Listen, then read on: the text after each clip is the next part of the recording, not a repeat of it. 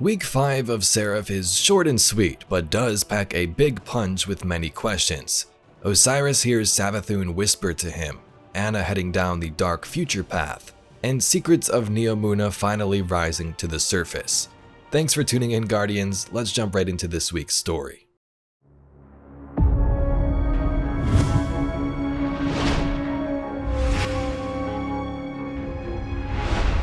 Rasputin begins by giving us an update on his Exo frame. He is able to speak, but parts of his code remain incomplete.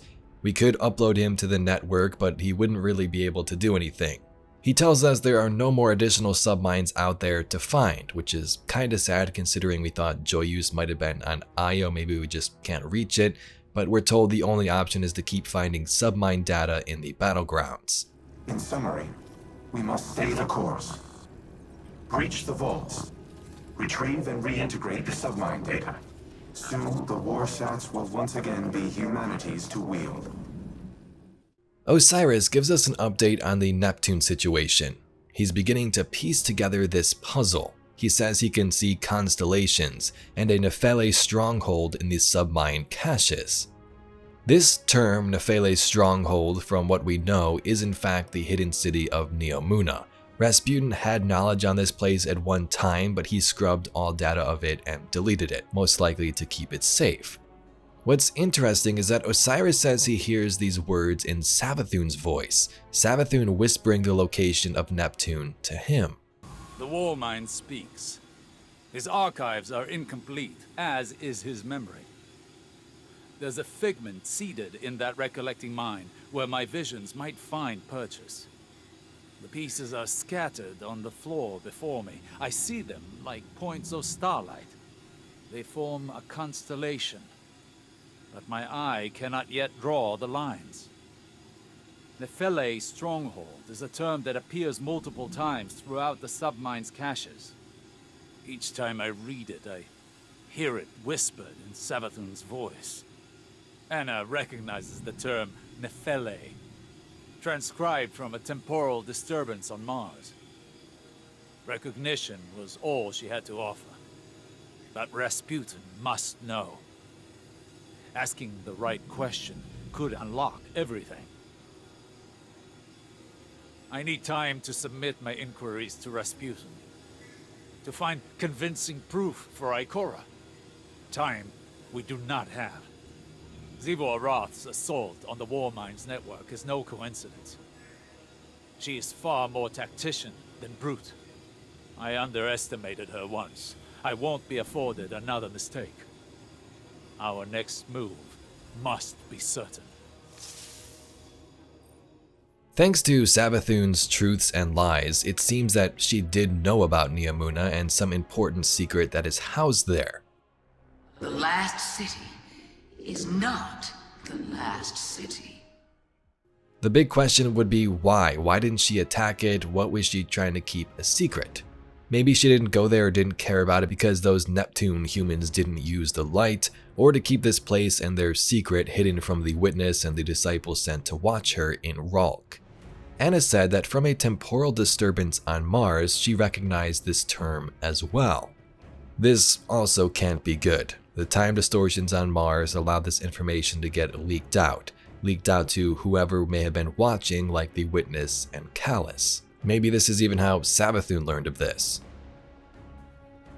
In the helm, Elsie speaks to us about Anna, that she is too obsessed like Clovis is. She is focused on her own goals and completing them, and it may be leading her down that path like in the dark future.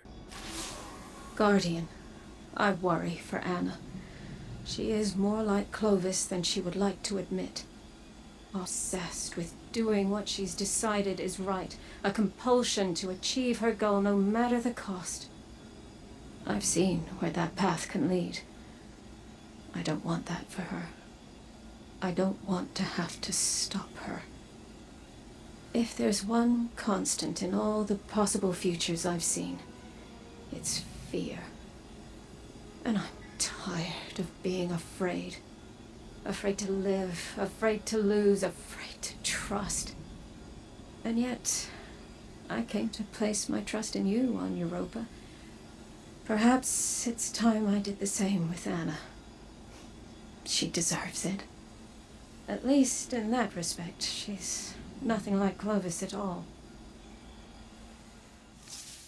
So this is kind of scary. Back in Beyond Light, the exo-stranger Elsie told us about the dark future.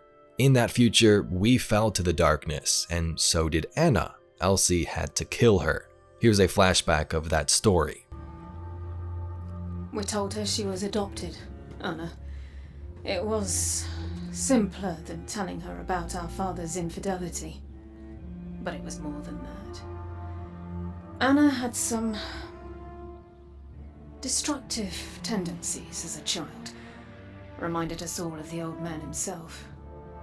Our mother thought if Anna believed she wasn't one of us, she'd dodge our grandfather's genetic cruelty, as she called it. I never bought it. Cruelty isn't genetic. It's learned. Clovis chose to be evil, and Anna was just a child acting out after losing her father.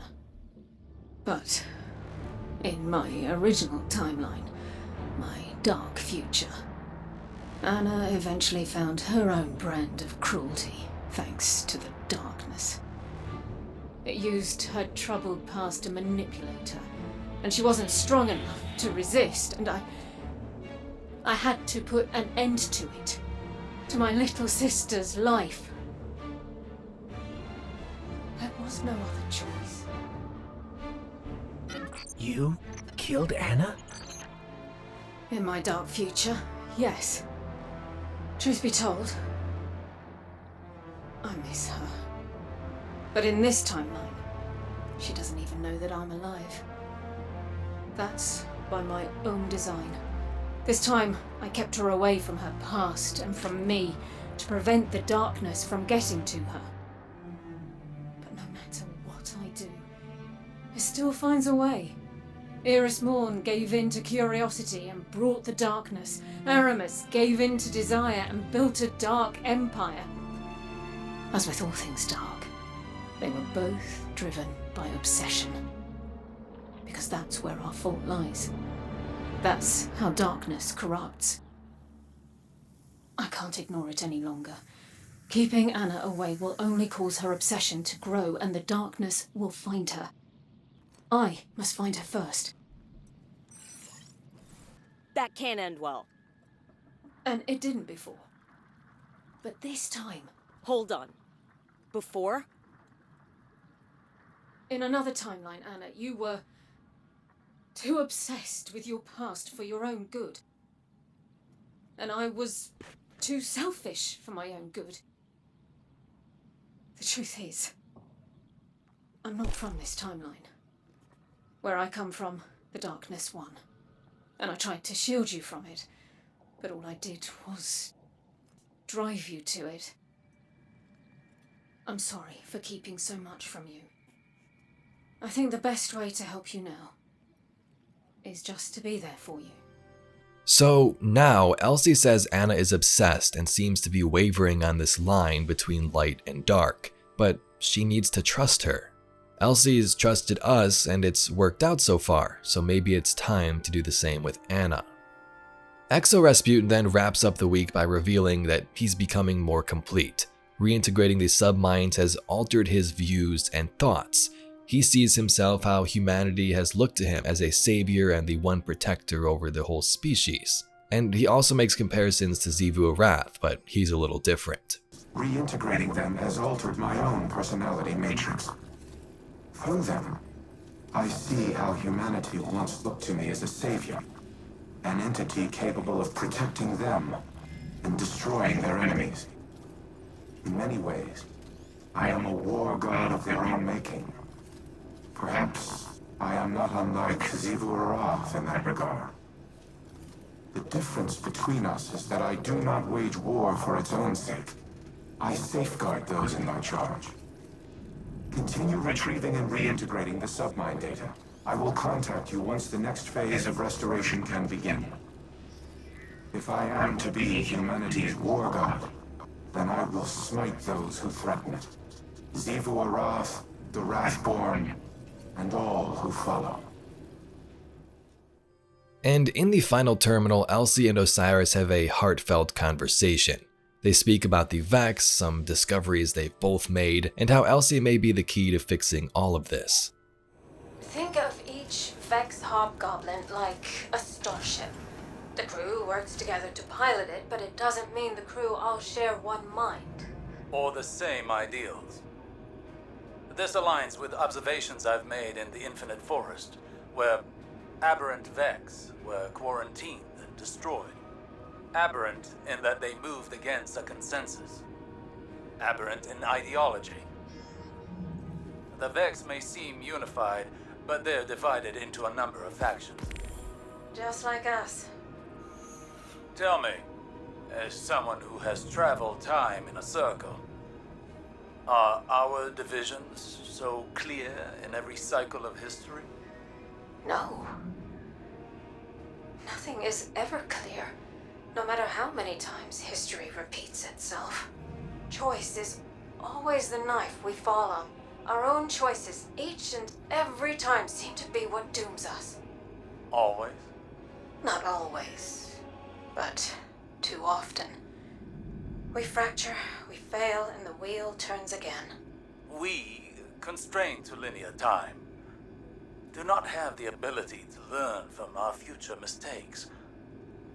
You, however, not to put the burden of all this on you, but it feels as though the Traveler has a plan for you.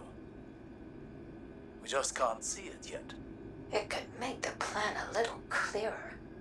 Do you feel you've learned enough, collectively, over your journey to prevent our end?